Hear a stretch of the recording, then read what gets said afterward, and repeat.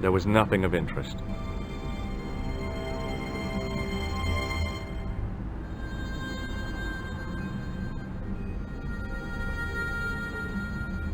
I tried to lift the cover with my fingers, but couldn't gain any leverage.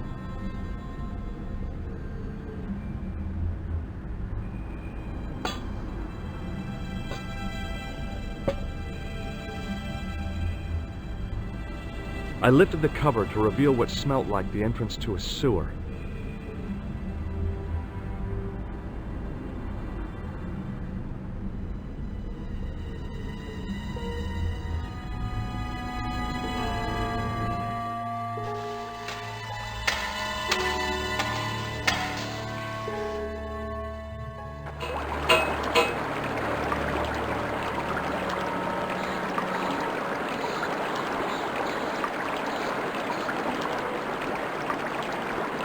As I picked up the plastic ball, I realized it was intended to be worn.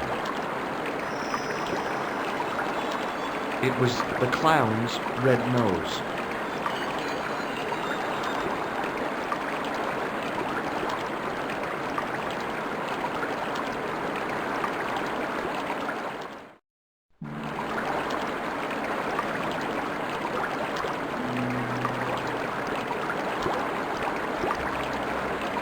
I scooped up the soggy tissue. It was cold and greasy, like breakfast leftovers.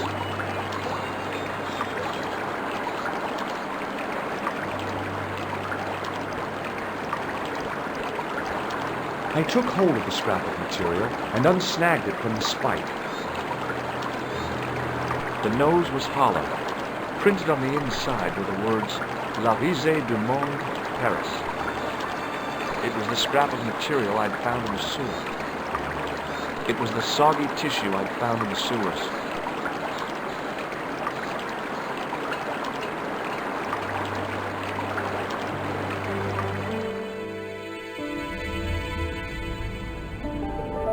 Hi there. Hold it right there, you sewer rat. I knew you'd come back, and now I've got you. What are you talking about? You're trespassing. Come out of there, immediately. That's what I'm trying to do. Give me your hand. Ha! You won't catch me with tricks like that. Keep your distance, monsieur. Okay, okay. Now, what were you looking for? I was looking for a clown. Huh, ridiculous. Do you really expect me to believe that? He planted a bomb in the cafe and blew it up. What? The cafe? Blown up? Mon Dieu! That is awful. And you say the person responsible was dressed as a clown? That's right. He blew up the cafe, escaped into the sewer, changed his clothes, and came up here. Ah, mon Dieu! Then, the man I chased, do you think that man and the clown are one and the same? Well, yes, it had crossed my mind. Ah, that still does not explain what you were doing down the sewer. For all I know, you are in league with him. Oh no, I'm just a tourist. Haha, most tourists are content with the Eiffel Tower, the Louvre, or the Pigalle. I didn't realize my waste pipes were such an attraction. Tell me about the man you apprehended. What is there to tell? He was a typical criminal type, just like you. Does the name Plantar mean anything to you? No, it doesn't. Who is he? The man who was killed in the cafe. I'm gonna find the guy responsible. I'll find him. Even if it means following him down every sewer in every city in Europe. Ah, you need some sensible boots. You won't get far in those stupid sneakers. Do you know the waitress at the cafe? Oh, she isn't hurt, is she? No, she's fine. Oh, thank heavens. A poor girl like her isn't safe with the likes of you roaming the streets. Can't you understand? I'm not a gangster. I'm an American tourist. Ah, that's what you think. Was the guy you saw carrying a briefcase? I didn't notice. Now are you going to leave? Or do I have to call the police? Take a look at this false nose. I've never seen it before in my life. This is what I used to open the manhole cover. Just as I thought. You were up to no good down those sewers, weren't you? One slip and I would have been up to my neck. Do you recognize this material? I am not telling you anything. Perhaps you'd like to take a look at my card?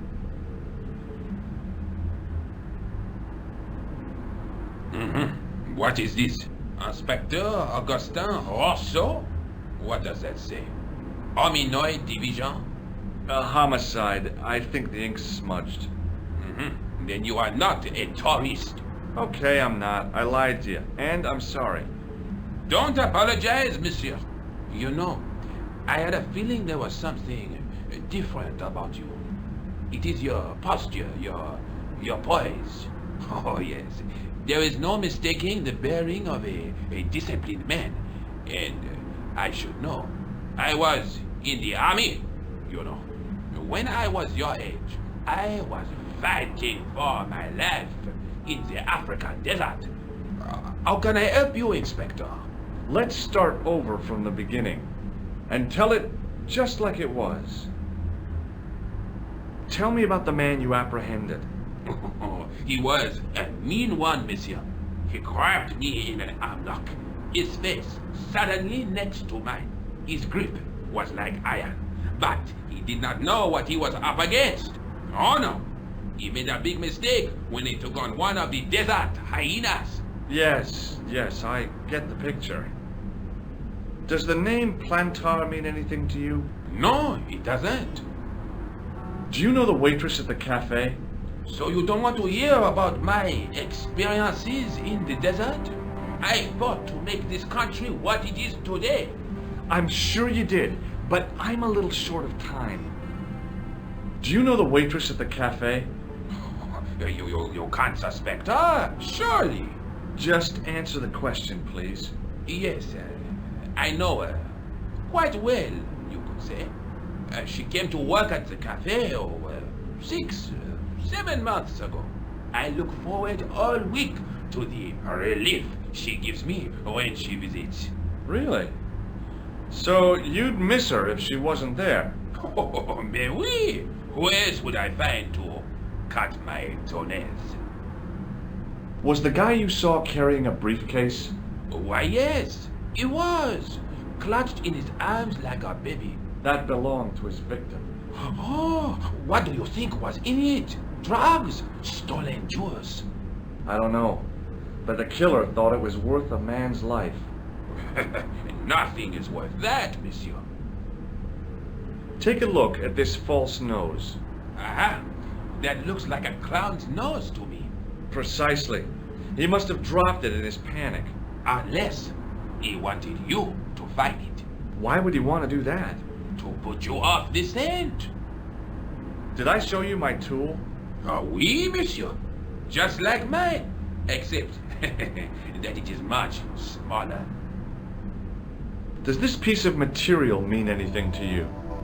That is the same cloth as the jacket I found. I'd recognize that pattern anywhere. Now, about the jacket you found. Do you have it here? No, monsieur. One of the sleeves was badly torn, so I sent it for repair.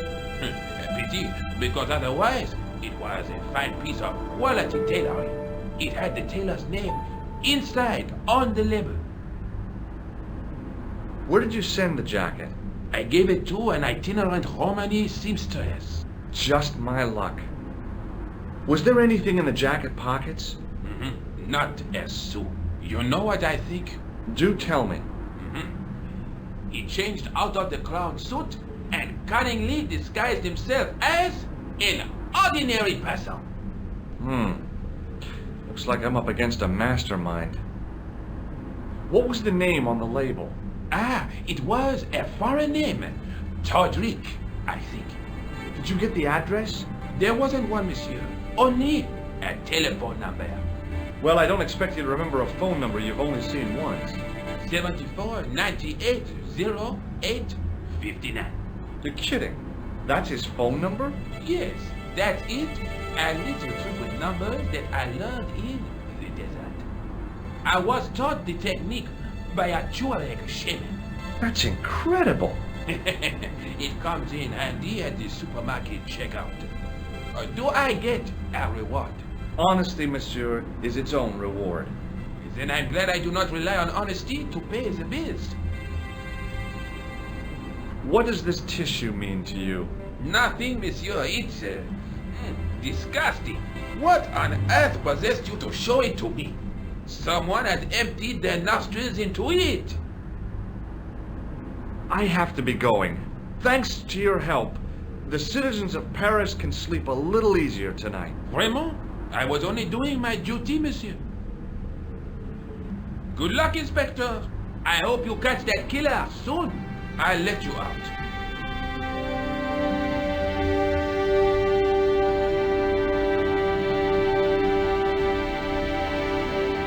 I hope you find your man, Inspector. So do I.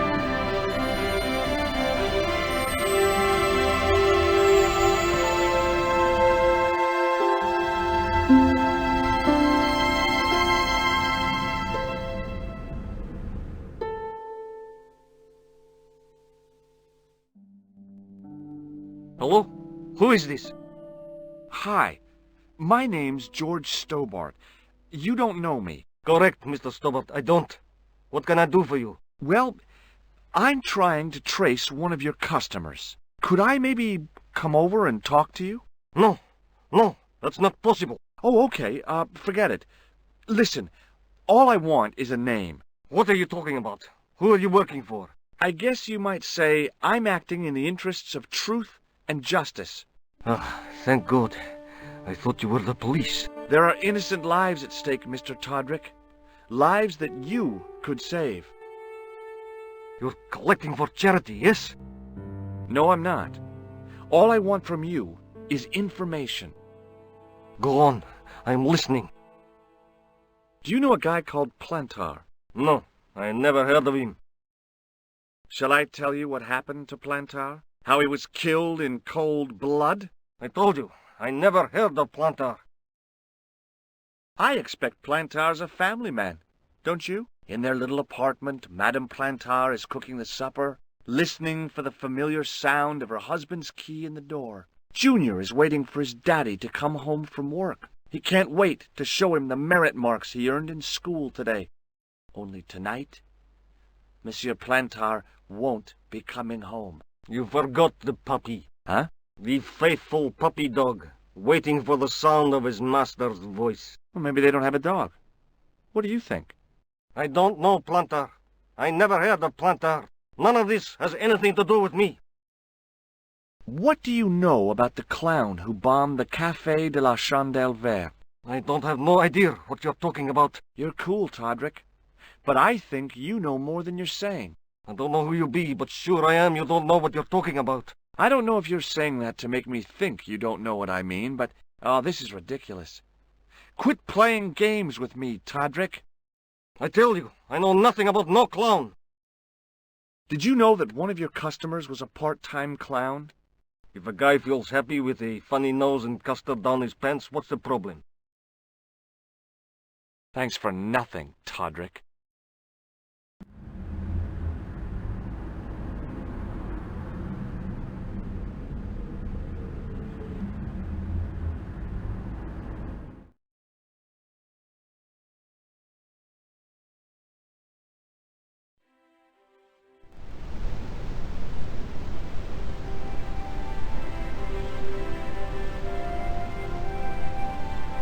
Excuse me. Not so fast. I'd like your personal details, please. Huh? What for? In the event of an accident.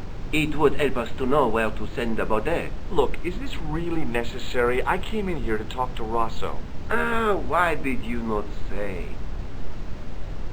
Have you had any reports concerning a suspicious clown? Why, yes. There was a fracas only this morning. 3 arrests for public disorder. And you say there was a clown involved? A clown and a particularly offensive piece of sculpture with balloons. Are you in any way involved with the reprobate, monsieur? No, not me. Is Sergeant Moo available? What? You want to speak to him? Yes, please. I cannot recall the last time someone asked to speak to Moo. No one ever speaks to him. Not even his kids. Ah bien. He is not here, monsieur. He is with Inspector Rosso, like Laurel and Kitten. No, monsieur? Hardy. Oliver Norville Hardy. May I see Inspector Rosso? He is not here. But do you wish to leave a message for him? I have a choice of blue or black pen. I'd recommend the blue for a less formal communication. I'd prefer to talk to him in person. As you wish, monsieur. Thanks for your help, officer.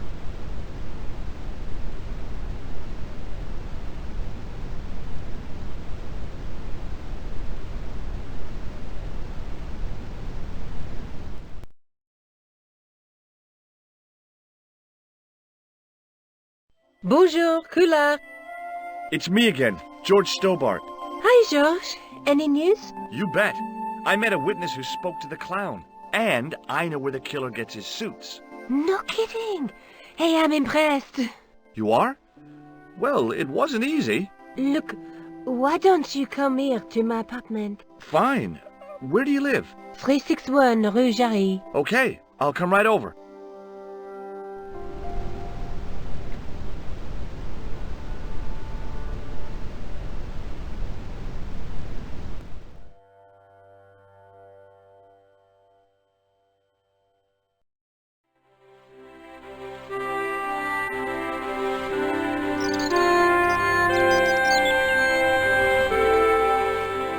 Oh, hi.